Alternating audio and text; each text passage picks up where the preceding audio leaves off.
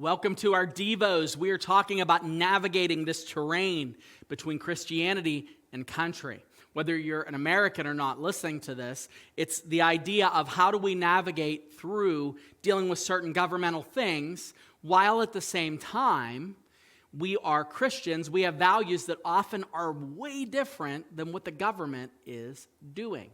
So I submit to you today, one of the things we have to keep in mind, because it's easy for us to really get focused on, what's going on in government, what's going on in politics, what's going on with the country, what's going on with the nation. There's a lot of good things going on right now when it comes to individual Christian movements, and we can really celebrate that. But something that we infrequently do that is just as important when it comes to having a political movement is you should be known for doing good, not just known for complaining about what's bad. Again, as Christians, we're good at I will tell you what we hate, but are we known to be good in the areas that we're serving? Like, are we willing to serve people in a way where people like having you around? I started, at the end of last year, my own business.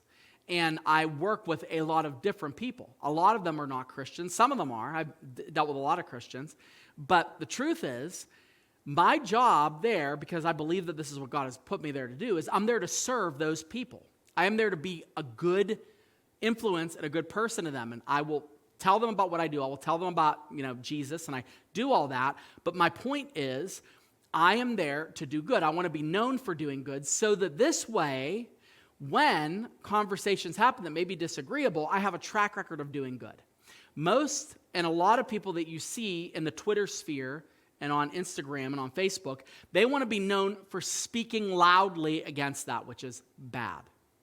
And I'm not saying that it's wrong to protest or to exercise your free speech or to put your views out there about how things ought to be. But what I'm saying is you want to be known as a person who has enough good banked in their account and not just known as that person that is constantly going online and ripping on the government. Case in point, 1 Peter chapter 2, verse 13 through 15 reads, Peter says, "Be subject to the Lord's sake, for the Lord's sake, to every human institution, whether it be to emperor as supreme or to governors as sent by him to punish those who do evil." We talked about that in the sermon. "And praise those who do good, for this is the will of God, that by doing good you should put to silence the ignorance of foolish people." So the good that you do enables you to be different. But a lot of times we try to put the cart before the horse and say, no, I'm just going to tell you how radical my beliefs are compared to the world. I'm going to tell you how conservative I am. I'm going to tell you how unbelievably awful this is, but you don't do any good. So all people know you as a person that hates Biden or Obama, or a person that, protested against Trump, or a person, like, you're putting your ideology ahead of the fact that God's like, hey, can you just do good? Can you just do good? We talked about this in the sermon over the weekend about this idea of the church being the salt of the earth. And that means that you're adding flavor as well as you're keeping from disintegration. And that means that you are actually adding to society. Remember, Christians, early Christians, and the Holy Spirit just put this into my remembrance, they were known for doing crazy things.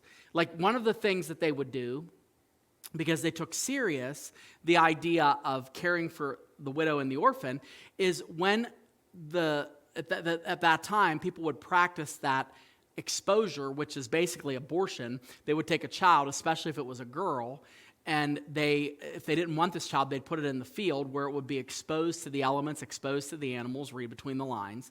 Christians would wait in the wings, and they would go after that child, and they would bring the child into their homes, and they would raise that child. They would love that child. They would treat that child in a super unique way. And people were like, what's going on with these Christians, and what's happening with all these babies? Well, the reason why was because they were against a practice that was being widely accepted, but at the same time, they were doing good. We have to remember to do good.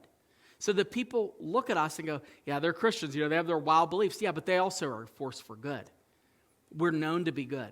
As a Christian leader, you want to be known to be good. As a Christian business owner, you want to be known to be honest. As a Christian teacher, you want to have a reputation of success and care. As a student, you want to do well, because there will be foolish people that want to speak against you as a Christian, but your track record of good works will do all the talking for you.